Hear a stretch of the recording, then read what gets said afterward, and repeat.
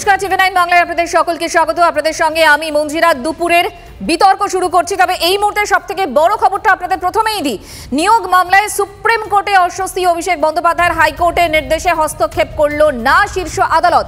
10 বছর আগের নথি দিতে হবে অভিষেক বন্দ্যোপাধ্যায়কে, আর এই নির্দেশ দিয়েছিল হাইকোর্ট। প্রয়োজনে সমনেরও অনুমতি দিয়েছিল হাইকোর্ট। ইতিমধ্যেই নথি জমা করেছেন অভিষেক, হাজিরাও দিয়েছেন। তবে অভিষেকের বিরুদ্ধে তদন্ত জারি থাকবে ইডির। শ্রাবন্তী এই মুহূর্তে আমাদের সঙ্গে রয়েছেন, আমাদের প্রতিনিধি। শ্রাবন্তী, সর্বশেষ কি খবর?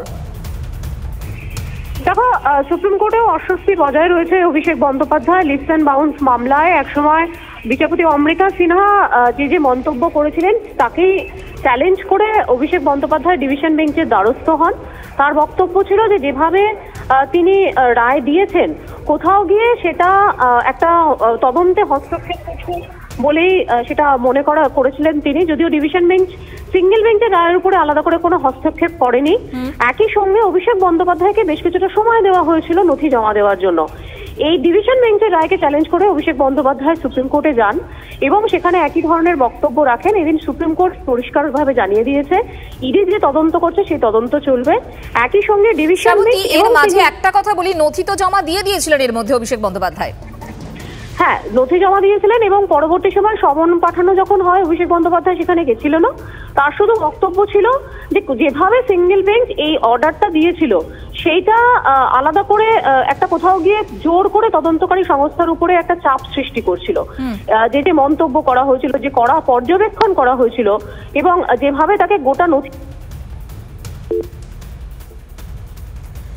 শ্রাবন্তী, আপাতত তোমাকে ধন্যবাদ। আমরা কথা বলছিলাম আমাদের প্রতিনিধি শ্রাবন্তী সাহার সঙ্গে। এই মুহূর্তের যে বড় খবর আপনাদের আরো একবার জানাই, নিয়োগ মামলায় সুপ্রিম কোর্টে অস্বস্তি। অভিষেক বন্দ্যোপাধ্যায়ের হাইকোর্টের নির্দেশে হস্তক্ষেপ করল না শীর্ষ আদালত। একটু আলোচনা করি। এই মুহূর্তে আমাদের সঙ্গে রয়েছেন রাজনৈতিক বিশ্লেষক সুমন ভট্টাচার্য, আমাদের সঙ্গে রয়েছেন বিজেপির তরফ থেকে অঙ্কন দত্ত এবং সিপিআইএম এর তরফ থেকে রয়েছেন চয়ন ভট্টাচার্য। আপনাদের তিনজনকেই স্বাগত। আমি সুমনদা আপনাকে দিয়ে শুরু করি। সুমনদা, এই যে ইদানিংকালে আদালত এবং তারপর তাদের একাধিক নির্দেশ বা পর্যবেক্ষণ, এই বিষয়গুলো সত্যি রাজনৈতিক দলগুলোকে কতটা অস্বস্তিতে ফেলে? এবং তার পাশাপাশি দেখি আমরা তদন্তও চলছে, কিন্তু কাজের কাজ কি কিছু হয় আদৌ? দেখুন, কাজের কাজ হয় কিনা সেটা আমি বলতে পারবো না, কারণ সারদা মামলা বা নারদা মামলার কি হয়েছে আমরা দেখেছি একদম। কিন্তু এই ঘটনাটায়, এই স্পেসিফিক ঘটনাটায় আমাদের দুটো জিনিস মাথায় রাখতে হবে। এক হচ্ছে বিচারপতি অমৃতা সিনহার রায়ের বিরুদ্ধে সুপ্রিম কোর্টে যাওয়া হয়েছিল এবং সুপ্রিম কোর্টের একটা আগে থেকে কিন্তু ডাইরেক্টিভ আছে যে 31শে ডিসেম্বর মধ্যে সমস্ত নিয়োগ দুর্নীতির তদন্ত শেষ করতে হবে। Point number 1। দ্বিতীয়, কেউ যদি খেয়াল রাখেন যে বিচারপতি অমৃতা সিনহার স্বামী সংক্রান্ত একটা মামলাতেও সুপ্রিম কোর্টে যাওয়া হয়েছিল, মানে রাজ্য সরকার এবং তার পরিবার সুপ্রিম কোর্টে গেছিল, সেখানেও কিন্তু সুপ্রিম কোর্টের যে রায় সেটা কিন্তু অমৃতা সিনহার পক্ষেই গেছিল। অর্থাৎ আপনাকে একটা ট্রেন্ড দেখলে বুঝে নিতে হবে যে কিভাবে সুপ্রিম কোর্ট বা দেশের সর্বোচ্চ আদালত দেখছে। Again coming back to your first question, তাই বলে সিবিআই বা ইডি সমস্ত তদন্তের সমাধান করে দেবে এটা আমার মনে হয় যারা সারদা মামলা দেখেছেন বা যারা চিটফান্ড মামলা দেখেছেন তারা কেউ বিশ্বাস করে। তাহলে এই যে এত হুড়োহুড়ি, এত ধরপাকড়, এগুলোর আউটকাম কি? দেখুন, আমার মনে হয় যে ইডি শব্দটা সত্যি সত্যি এনফোর্সমেন্ট ডিরেক্টরেট না করে ওটা ইলেকশন ডিউটি করে দেওয়া উচিত। যখন যে রাজ্যে ইলেকশন হয় তখন বিজেপি সেটাকে অ্যাক্টিভ করে, যখন সেটা অ্যাক্টিভ থাকে না তখন সেটা হয় না। আপনি আর শুনতে পান যে পশ্চিমবঙ্গের কোনো মানে ধরুন যারা চিটফান্ড মামলায় প্রাইমারি অ্যারেস্ট হয়েছিলেন তাদেরকে আবার ডাকা হয়েছে, কিছু হয়েছে, কোনো কিছু শুনতেই পান না। সো আমার মনে হয় যে ইট ইজ অল পলিটিক্যালি টুল, যেটা পলিটিক্সের জন্য ব্যবহার করা হয়, কিন্তু আবার যখন পলিটিক্স ফুরিয়ে যায় তখন সেটা থাকে না। মানে রাজনৈতিকভাবেই ব্যবহার করা হয় এই এজেন্সিগুলোকে, যেটা বারবার করে বিরোধীরা বলে থাকেন। আমি আসবো বিকাশ রঞ্জন ভট্টাচার্য, কি বলছেন একটু শুনি। এত বড় একটা দুর্নীতি হয়েছে, সেই দুর্নীতি সম্পর্কে তদন্ত করার জন্য আদেশ দিচ্ছেন বিচারপতিরা। এর বিরুদ্ধে কতবার ওই অভিষেক এবং তৃণমূল বিভিন্ন প্রক্রিয়ায় কতবার সুপ্রিম কোর্টে গিয়েছেন এবং এই সুপ্রিম কোর্টে যাতায়াতের যে খরচ, সেই খরচের যদি হিসেবটা দেওয়া যায় তাহলে দেখা যাবে পশ্চিমবঙ্গের আলু চাষিদের বা কৃষকদের দুর্দশার অনেকটা মিটিয়ে দেওয়া যায়। তারা দুর্নীতির প্রত্যক্ষ শরিক এবং তারা তদন্ত আটকাবার জন্য আপ্রাণ চেষ্টা করছেন। আর অন্য একটা কায়দা নিয়েছেন, যে সমস্ত বিচারপতিরা তারা সংবিধান সম্মতভাবে আদেশ দিচ্ছেন তাদের বিরুদ্ধে রাস্তায় খেউড় করছেন, গালাগাল করছেন, গালমন্দ করছেন।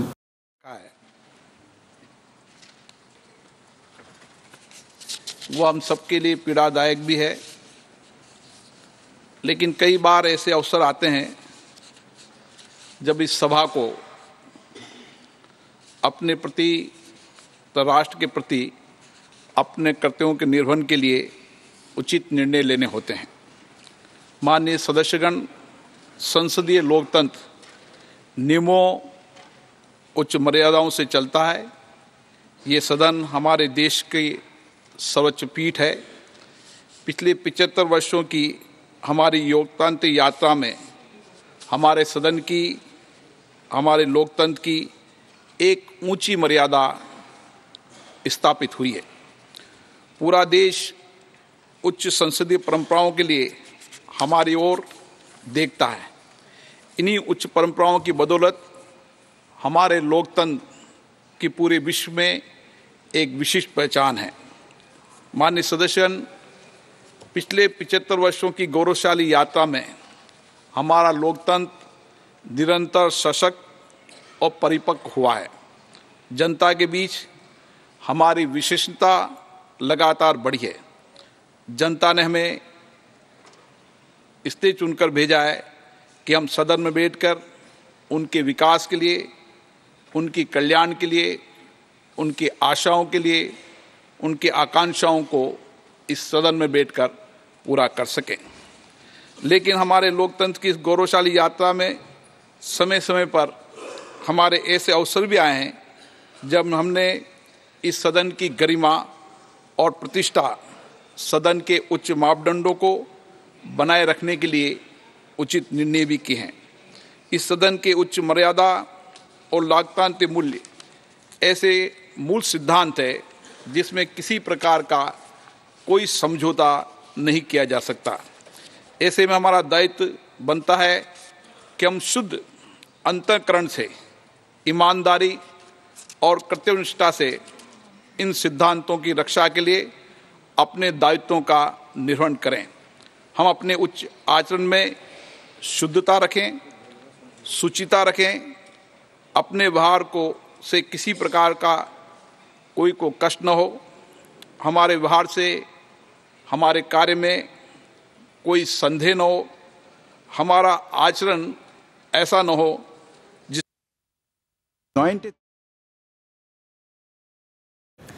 এই মুহূর্তে আমরা সরাসরি নজর রেখেছিলাম সংসদে কৃষ্ণনগরের তৃণমূল সাংসদ তাকে বহিষ্কারের সুপারিশ এবং এই মুহূর্তে স্পিকার ওম বিড়লার বক্তব্য আমরা শুনছিলাম। দোষী যদি সাব্যস্ত হলে কৃষ্ণনগরের তৃণমূল সাংসদ বহিষ্কারের সুপারিশ করেছে এথিক্স কমিটি এবং ব্যবসায়ী দর্শন হীরানন্দানির সঙ্গে আর্থিক যোগের অভিযোগ তদন্ত করে দেখার সুপারিশও করা হয়েছে কমিটির রিপোর্টে।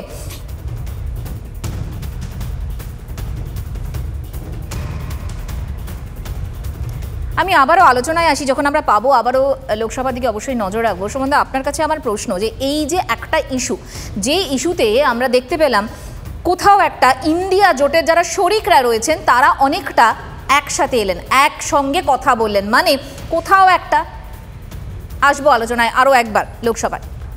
किसी भी सदस्य को मेरी कोशिश रहती है न मैं सदन से उसको निलंबित करूं, कभी कोई कार्रवाई करूं। मेरी तो यही कोशिश रहती है कि सभी सदस्यों को पर्याप्त अवसर, पर्याप्त समय मिले।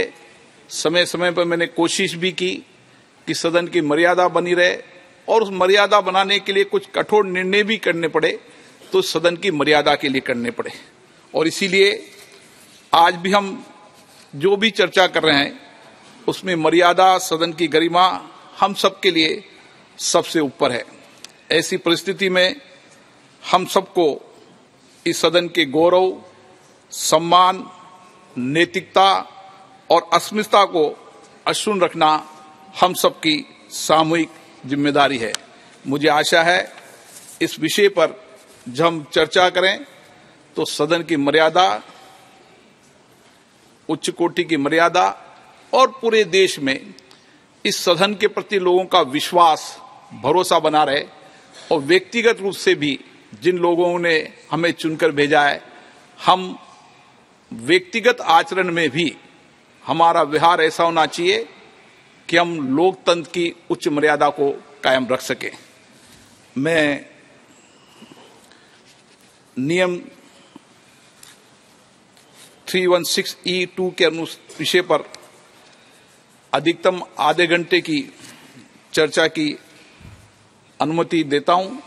माननीय सदस्यों से आग्रह है कि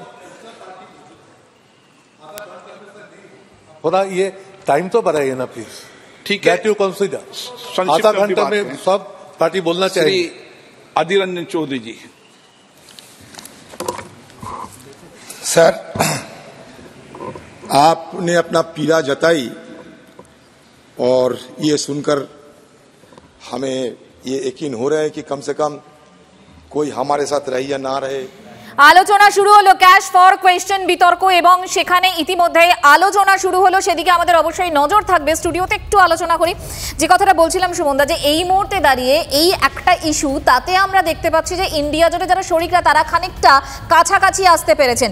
সম্প্রতি 5 রাজ্যের নির্বাচনের পর দেখেছিলাম সকলে, যেরকম অখিলেশ যাদব হোক, অরবিন্দ কেজরিওয়াল হোক, মমতা বন্দ্যোপাধ্যায় হোক, বেসুরো গাইছিলেন। এটা কি একটা জায়গা একসঙ্গে আসার ক্ষেত্রে অন্তত? দেখুন, আপনি যে প্রশ্নটা করলেন আমি সেটা একটু অন্যভাবে উত্তর দিই।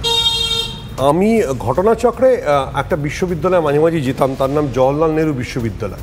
গত 20 বছরের অন্তত 20 জন সাধারণ সম্পাদককে আমি চিনি, কিন্তু বিজেপি অ্যারেস্ট না করলে কানাহিয়া কুমার তো বিখ্যাত হতে পারতো কিনা আমার সন্দেহ আছে।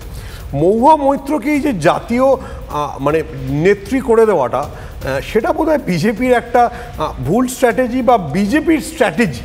দেখুন, আপনার ফ্রেমে আপনি একটু আগে অব্দি যাকে দেখাচ্ছিলেন চয়ন ভট্টাচার্য, সিপিএম এর প্রতিনিধি, তিনি গত 5 বছরে কোনো ইস্যুতে তৃণমূলের সমর্থনে দাঁড়িয়েছেন, কিন্তু মহুয়া মৈত্রর ইস্যুতে সবাই একজোট হয়ে গেছে। এই যে সবাই, আপনি যেটা বলছিলেন 5 রাজ্যে নির্বাচনের পর বিভিন্ন ধরনের টানা পোড়েন ইত্যাদি ছিল, সব কিছুকে কিন্তু আবার ইউনিফাই করে দিল মহুয়া মৈত্র ইনসিডেন্টটা। ওই জন্য আমি কানাইয়া কুমারের কথা বললাম, কাউকে অকারণে আর 3 মাস সংসদের বাকি আছে, তাহলে কি লাভ এক্ষেত্রে? আমি সত্যি এটা মানে এটা আমাকে যারা মানে বড় প্রশ্ন। চয়নদা, আপনার কি উত্তর এক্ষেত্রে? দেখুন, আমাদের উত্তর হচ্ছে মহুয়া মৈত্রর সঙ্গে রাজনৈতিক মতবিরোধ আমাদের ছিল, আছে, থাকবে, কোনো যদি কিন্তু জায়গা এক্ষেত্রে নেই। কিন্তু আমরা খুব স্পষ্টভাবে জানাচ্ছি যে এটা নেহাতি দুটি কর্পোরেট গোষ্ঠীর অন্তর্দ্বন্দ্বের ফল। এই অন্তর্দ্বন্দ্বের ফসল, যেটা ব্যক্তিগত সম্পর্কের মধ্যে মহুয়া মৈত্রের বিষয়টাকে টেনে আনা হয়েছে। এবং আরও বড় কথা, এখানে যদি গৌতম আদানি এক ভদ্রলোকের ভূমিকা না থাকতো তাহলে বিজেপি এত তৎপর হতো বলে আমাদের মনে হয় না। এবং এর আগেও দেখা গেছে রাহুল গান্ধীও আদানির বিষয়ে প্রশ্ন করেই বিরাগ ভাজন হয়েছেন। কিন্তু চয়নদা, এখনো পর্যন্ত এ রাজ্যের কোনো ইস্যুতে তো আমরা দেখিনি যে তৃণমূল কংগ্রেসের পাশে আপনারা দাঁড়িয়েছেন, আপনারা বিরোধিতাই করেছেন, এবং সেটা একেবারে ঘোষিত নীতি আপনাদের। সেক্ষেত্রে দেখুন, তৃণমূল কংগ্রেসের পাশে আমরা দাঁড়াচ্ছি না, আমরা তৃণমূল কংগ্রেসের পাশে দাঁড়াচ্ছি না। আমরা সংসদীয় গণতন্ত্রের একটা নির্দিষ্ট আদর্শ আছে, একটা নির্দিষ্ট ধারা আছে, তার পাশে দাঁড়িয়েছে। এখানে দাঁড়িয়ে কোনো ব্যবসায়ী গোষ্ঠীর স্বার্থ, মানে রাজ্যের ক্ষেত্রে আলাদা, সেটা দেশের ক্ষেত্রে, জাতীয় রাজনীতির ক্ষেত্রে সেটা আলাদা। আমি আসবো চয়নদা, একটু থামাচ্ছি আপনাকে, আমাকে একটু মাফ করবেন, আমি একটু অধীর রঞ্জন চৌধুরী এই মুহূর্তে বক্তব্য রাখছেন, একটু শুনি। जिसके खिलाफ कोई मतलब शिकायत है, ये नेचुरल जस्टिस कहते हैं, उनको बोलने का मौका देना चाहिए। जैसे कि महुआ मैत्र को नाम लिए गए, जिक्र किए गए, उनके खिलाफ शिकायतें हैं, तो उनको तो कम से कम बोलने का मौका देना चाहिए। नहीं, आप खुद बताइए सर, मैं आपकी विचार पर ये छोड़ रहे हैं। और साथ साथ सर, ये नया सदन ऐसा ना करे कि नया सदन एक नए कलंकित अध्याय की आगाज ना करे। ये मेरा शंका है सर। जिस सदन में महिला को महिमान्वित किया जाता है सर, रोजाना महिला को सर महिला क्या चल रहा है सर, तो चर्चा और जिस सदन में और सदन मेरिट पर चलना चाहिए प्रधानमंत्री कहते हैं कि महिला में जो है उसका चर्चा चलना चाहिए। और जब 2005 में 10 लोगों को निष्कासित किया गया था, उसी दिन रिपोर्ट दिया गया था, और उस टाइम भी 10 लोगों को इधर अपने बात रखने का मौका नहीं दिया गया था। ये रिकॉर्ड पर है। आज जहां तक मैं जानता हूं, उस माननीय सोमनाथ चटर्जी ने उसके ऊपर रूलिंग दिया गया था। ये क्या बात करे, और कलंकित वगैरह जो हुआ है सारे देश इतना बड़ा वाइब्रेंट डेमोक्रेसी, इतना बड़ा दुनिया के सबसे बड़ा डेमोक्रेसी, अभी हमारे पूरा डेमोक्रेसी का जो एक कलंक है, वो कलंक के बारे में वो बात करो। सुनने का हिम्मत नहीं है, क्या करें? अरे हम क्या ज्यादा कुछ मांगे हैं? ये रक्षा मंत्री जी है, मनीष तिवारी जी, हो गया ना इनका विषय? एक मिनट राम गोपाल जी प्लीज। अध्यक्ष जी, প্রথম থেকে মহুয়া মৈত্রর পাশে দাঁড়িয়েছিলেন অধীর রঞ্জন চৌধুরী, আরো একবার তিনি পাশে দাঁড়ালেন এবং যদি মহুয়া মৈত্র বহিষ্কার হন, সাংসদ পদ তার খারিজ হয়ে যায়, তাহলে কলঙ্কতম একটা অধ্যায়ের সূচনা হবে, আরো একবার বললেন তিনি। সুকান্ত মজুমদারের বক্তব্য আপনাদের শোনাবো এবং এর পাশাপাশি আজ শুরুতেই মানে সংসদে ঢোকার সময় মহুয়া মৈত্র কি বলেছেন একবার শুনুন। माँ दुर्गा आ गई है, अब देखेंगे। हमारे बंगाली में एक पोएम है काजी नजरुल का, অসত্যের কাছে কভু নত নাহি করো শির, ভয় कापे कापुरुष लौड़े जाए वीर। सो जब नाश मनुष्य पर छाता है पहले विवेक मर जाता है। तो ये जो इन लोग वस्त्र हरण शुरू किए ना, अब महाभारत का रन देखिएगा। ठीक है, थैंक यू। মহুয়া মৈত্র নিজেকে দ্রৌপদী ভাবার চেষ্টা করছেন, ভালো কথা, কোনো অসুবিধা নেই, কিন্তু বিষয়টা হচ্ছে মহাভারত কীভাবে হবে? কৃষ্ণ আর অর্জুন তো এদিকে, অমিত শাহজি মোদিজি এদিকে আছেন, তো স্বাভাবিকভাবে মহাভারত তো হচ্ছে না। আর যতদূর আমার মনে হয় মহাভারত হয়েছিল দ্রৌপদীকে নিয়ে, শূর্পণখাকে নিয়ে কোনো মহাভারত হয়নি।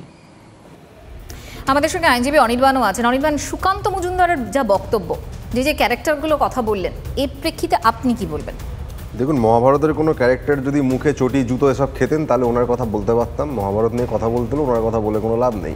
এখানে প্রতীক স্বরূপ যেটি ব্যবহার করা হয়েছে যে মহুয়া মৈত্র একজন মহিলা সাংসদ, তিনি যখন এথিক্স কমিটির সামনে গেছিলেন, সেখানে বিজেপির যারা সদস্য তারা যে ধরনের প্রশ্ন করেছেন, তাদের নারীদের নিয়ে যে অবদমিত চিন্তাভাবনা সেগুলো প্রকাশিত হয়ে পড়েছে। গতকাল আমরা গিরিরাজ সিংকেও দেখেছি, এর আগে যিনি এই ক্ষেত্রে অভিযোগ করেছিলেন নিশিকান্ত দুবে, তার টুইট ইত্যাদি বক্তব্য আমরা শুনেছি। মেয়েদের প্রতি, নারীদের প্রতি এদের কী দৃষ্টিভঙ্গি, কোন অবদমিত ভাবনা থেকে এই ধরনের বিটখেল সব কথাবার্তা বলেন, সেগুলো আমরা এতদিন আমরা অন্তত বুঝি, সাধারণ মানুষ দেখছি। অঙ্কন, এটা থেকে আমার তাড়াতাড়ি শেষ করতে হবে। অঙ্কন, না দেখুন, তাড়াতাড়ি শেষ করতে হবে বুঝতে পারছি, কিন্তু সমস্ত আলোচনা হলো, সেখানে আমার যদি একটু সময় থাকে ভালো হয়।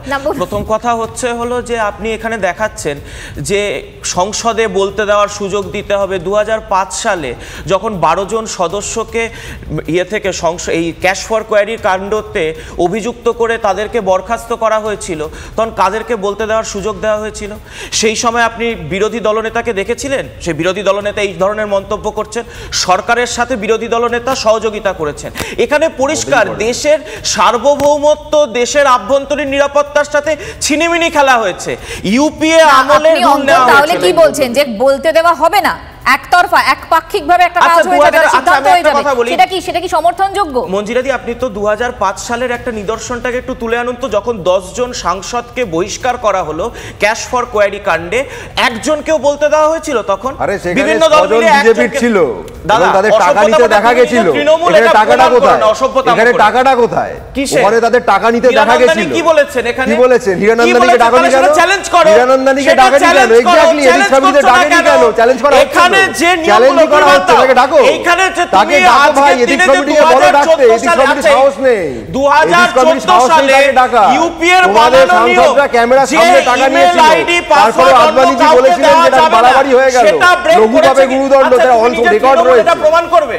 অসভ্যতাম করে নিজেই ঝগড়া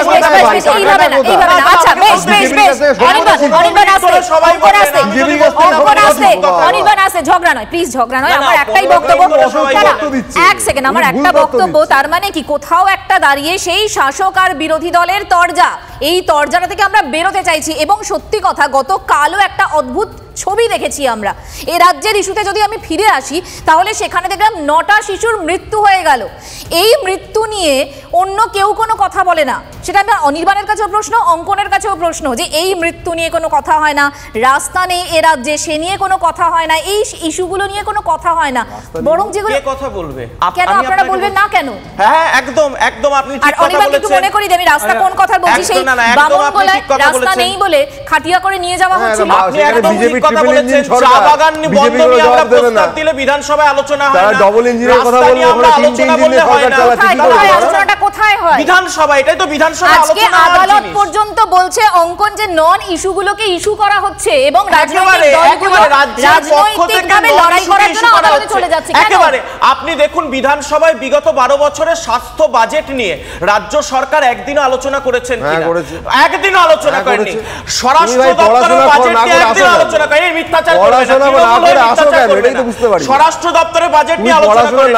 চা বাগান নিয়ে একদম করেছে, একদম করেছে। আরে ভাই প্রশ্ন উঠেছে, উত্তর দেওয়া হয়েছে, আলোচনা হয়েছে, পড়াশোনাই করেনি। আমরা আলোচনা চেয়েছি, আলোচনা করে এসো। এই যে এসএসকেএম এ আপনি দেখতে পাচ্ছেন শিশুর বেডে কালীঘাটের কাকু শুয়ে রয়েছে আর শিশু রাস্তার ফুটপাতে শুয়ে রয়েছে, তার চিকিৎসা হচ্ছে না। কার দায়? এই যে মুর্শিদাবাদে আপনি দেখেছেন 9 জন, এখন যা রিপোর্ট এলো আরো 2 জন মারা গেছেন, 11 জন শিশু 24 ঘন্টার মধ্যে মারা গেলেন।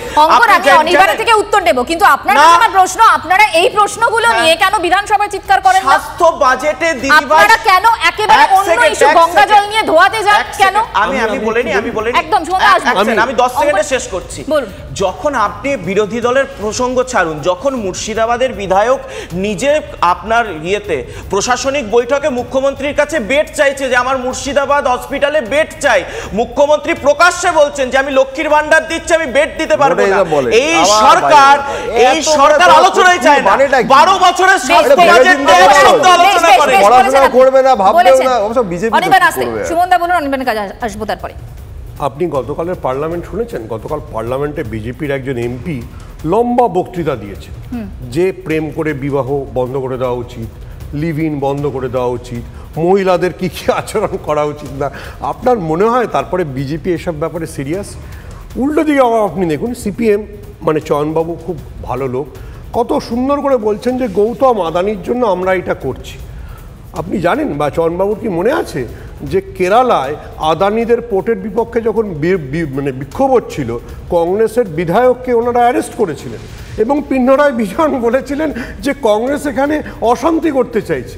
সো আপনি বুঝুন যে how serious the entire political ecosystem যে একটা পার্লামেন্টে প্রথম মানে মূল আলোচনা হচ্ছে যে বিবাহ কি ধরনের হওয়া উচিত, মেয়েদের কি ধরনের পোশাক পরা উচিত। প্রস্তাব কে এনেছিল একটু ওটাও বলে দিন। এটার প্রস্তাব কে এনেছিল, আলোচনাটা কেন হচ্ছে? ধর্মবীর সিং নিজে। না ধর্মবীর সিং প্রস্তাব এনেছিলেন, তার আগে কে এনেছিলেন? কংগ্রেসের সাংসদের পক্ষ থেকে না। চয়নদার কাছে যাই, আমি আপনাকে দেখিয়ে দিতে পারি। ওটা রাজ্যসভা। চয়নদা, আরে বাবা, তা রাজ্যসভা লোকসভা যেখানে যে আলোচনা করছে, আলোচনা হতে পারে না? চয়নদা বাইরে রয়েছেন। অঙ্কন, দেখুন, আপনি যদি মহামৈত্র প্রসঙ্গে কথা বলেন, আমরা ওই স্ট্যান্ডটাতেই বজায় রেখেছি। দেখুন, কেরালায় যে ঘটনাটা ঘটেছে সেটা প্রশাসনিক সিদ্ধান্ত। যদি কোনো রকম আন্দোলনে অশান্তি হয় সেটা, কিন্তু যে জায়গাটা খুব স্পষ্ট, আমরা গভীর সমুদ্র বন্দরের ক্ষেত্রে আদানির যা ভূমিকা, সেগুলো তো আমরা জাতীয় স্তরে এ বিষয়ে তো আমাদের পার্লামেন্টের নির্দিষ্ট বক্তব্য আছে, সেগুলো সুমন নিশ্চয়ই জানেন। আমি সেই জায়গাতেই এটা হতে পারে মনে হচ্ছে না যে আমরা দিল্লিতে এসে আপনি বলবেন আদানি খারাপ আর কেরালায় বলবেন আদানি ভালো। আমি কোথাওই ভালো বলছি না, আমি কোথাওই ভালো বলছি না, কিন্তু শাসক বিরোধীরা তারা দায়িত্বশীল ভূমিকা কবে পালন করবে? একটা লিমিটেশন হিসেবে আপনাদের দায়টা কিন্তু বেশি।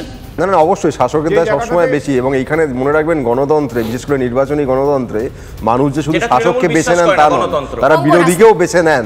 অন্তত বাংলার ক্ষেত্রে তারা বিজেপিকে বেছে নিয়েছেন, দুঃখজনক হলো সত্যি। এবার আপনি বলুন, বিধানসভায় তারা কতটুকু সময় বিধানসভায় থেকেছে? তারা তো একমাত্র কাজ ওয়াকআউট করা। তারা প্রশ্নটা রাখবে কখন? কিছুদিন আগে আমরা 100 দিনের কাজ নিয়ে এত কথা শুনলাম, জব কার্ড বাতিলের যে তথ্য সংসদে পাওয়া গেল, কি দেখলেন? সব জায়গায় দুর্নীতি, শুধু না, শিক্ষক নেই স্কুলে, বাচ্চারা এমনি এমনি ঘুরে বেড়াচ্ছে, মিড ডে মিল ভয়ঙ্কর রকম ভাবে খারাপ, ছবি দেখছি আমরা। আজকে বিধানসভার বাইরে এসে বিজেপি বিধায়করা কি করলো, কি করলো, এই সব নিয়ে কেন এত চিৎকার বলুন তো? আচ্ছা, আপনি আলোচনা বন্ধ করে দিন, চিৎকার হবে না। বিজেপির কোনো কাজ আছে আপনার মনে হয় গঠনমূলক সমালোচনা করার বা বিরোধিতা করার? 100 দিনের কাজ সম্পর্কে এতদিন ধরে যা বাবা 100 দিনের কাজ ইম্পর্টেন্ট নয়? না, ডেফিনেটলি ইম্পর্টেন্ট, কিন্তু এই মুহূর্তে রাজ্যে যেগুলো আপনি বিধানসভার বাইরে তৃণমূলের কালকে জলপাইগুড়ি হাসপাতালে দেখলাম যে সেখানে কোনো রকম চিকিৎসক নেই, সেখানে একজন স্বাস্থ্যকর্মী, তিনি বসে আছেন, চোখ দেখছেন। এটা সম্ভব? না সব নিশ্চয়ই সম্ভব এই নয়। সিচুয়েশনগুলো Specific এই বদলানো খবরটা দরকার। দেখিনি। না স্পেসিফিক এই খবরটা দেখিনি, কিন্তু এটা যদি হয়ে থাকে সেটা অবশ্যই উচিত নয়। তার মানে তো এটা দাঁড়ায় না যে এখানে দাঁড়িয়ে বিজেপির বিরোধী হিসেবে তারা যে ভূমিকাটা পালন করছে সেটা খুব যথাযথ। তারা তো কন্টিনিউয়াস মিথ্যাচারের উপর দাঁড়িয়ে আছে। আপনি বলছেন যে সত্যি এটা উচিত নয়, কিন্তু সেক্ষেত্রে সদর্থক কোনো ভূমিকা আমরা অন্তত শাসক দল বা বিরোধী কারোর দিক থেকেই দেখতে পাচ্ছি না। ফিরে আসছি আলোচনা।